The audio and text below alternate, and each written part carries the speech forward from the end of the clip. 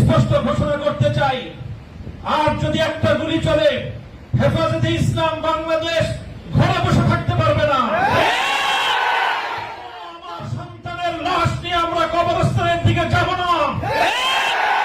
পরবর্তী সন্তানের লাশ কাঁধে আমির হেফাজত ইনশাআল্লাহ রাজপথে যখন নামবেন, টেকনাফ থেকে তেতুলিয়া পর্যন্ত পাক ভাঙ্গা সেই গণজোয়ার রুখে দেওয়ার সাধ্য কারো হবে না।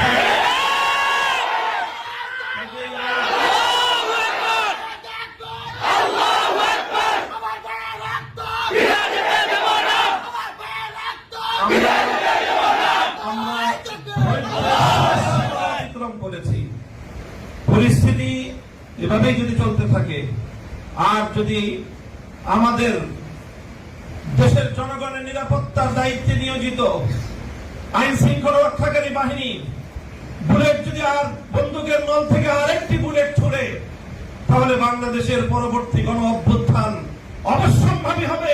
সে অভ্যুত্থান রুখে দিতে কেউ পারবে না। আমরা আল্লাহ পাক রব্বুল আলামিনের কাছে দোয়া করব, যারা বৈষম্যের বিরুদ্ধে জীবন দিয়েছে, অত্যাচারীর হাতে যাদের প্রাণ গিয়েছে, তারা নিঃসন্দেহে শাহাদাত বরণ করেছে। কাজেই সেই শহীদদের আত্মার মাগফিরাত শুধু নয়, বরং শহীদদের শাহাদাতের কবুল হওয়ার জন্য আমরা দোয়া করব আল্লাহর কাছে। এবং সেই শহীদদের উসিলায় আল্লাহ যেন আমাদের আগামী প্রজন্মকে এভাবে সকল বৈষম্য, জুলুম, অবিচার, অন্যায়ের বিরুদ্ধে রুখে দাঁড়াবার এক অদম্য সাহস যেন আল্লাহ পরবর্তী প্রজন্মের বুকে বুকে দান করেন, সেই দোয়া ইনশাআল্লাহ আমরা করব।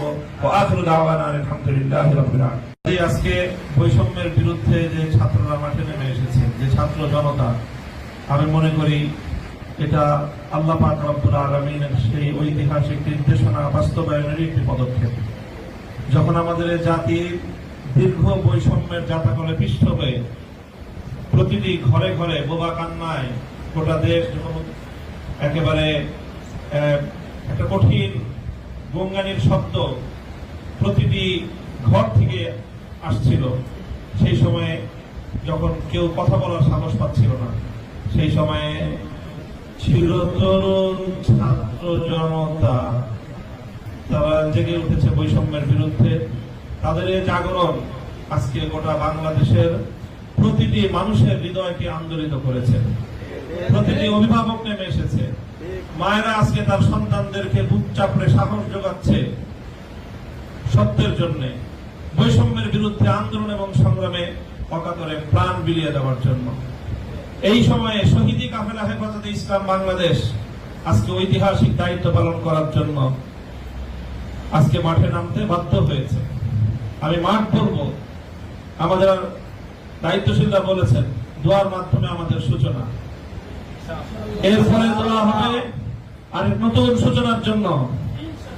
এদেশে নতুন এক সূর্যোদয় হবে। স্পষ্ট ঘোষণা করতে চাই, আর যদি একটা গুলি চলে, হেফাজতে ইসলাম বাংলাদেশ ঘরে বসে থাকতে পারবে না। আমার সন্তানের লাশ নিয়ে আমরা কবরস্থানের দিকে যাব না।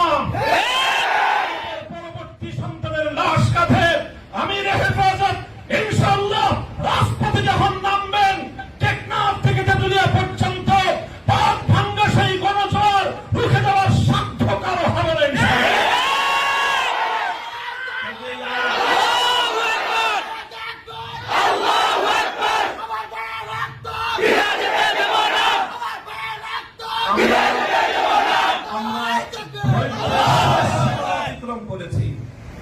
পরিস্থিতি এভাবেই যদি চলতে থাকে, আর যদি আমাদের দেশের জনগণের নিরাপত্তার দায়িত্বে নিয়োজিত আইন শৃঙ্খলা রক্ষাকারী বাহিনী বুলেট যদি আর বন্দুকের নল থেকে আরেকটি বুলেট ছুড়ে, তাহলে বাংলাদেশের পরবর্তী গণ অভ্যুত্থান অবশ্যম্ভাবী হবে। সে অভ্যুত্থান রুখে দিতে কেউ পারবে না। আমরা আল্লাহ পাক রব্বুল আলামিনের কাছে দোয়া করব, যারা বৈষম্যের বিরুদ্ধে জীবন দিয়েছে, অত্যাচারীর হাতে যাদের প্রাণ গিয়েছে, তারা নিঃসন্দেহে শাহাদাত বরণ করেছে। কাজেই সেই শহীদদের আত্মার মাগফিরাত শুধু নয়, বরং শহীদদের শাহাদাতের কবুল হওয়ার জন্য আমরা দোয়া করব আল্লাহর কাছে। এবং সেই শহীদদের উসিলায় আল্লাহ যেন আমাদের আগামী প্রজন্মকে এভাবে সকল বৈষম্য, জুলুম, অবিচার, অন্যায়ের বিরুদ্ধে রুখে দাঁড়াবার এক অদম্য সাহস যেন আল্লাহ পরবর্তী প্রজন্মের বুকে বুকে দান করেন, সেই দোয়া ইনশাআল্লাহ আমরা করবো। ওয়া আখিরু দাওয়ানা আলহামদুলিল্লাহি রাব্বিল আলামিন।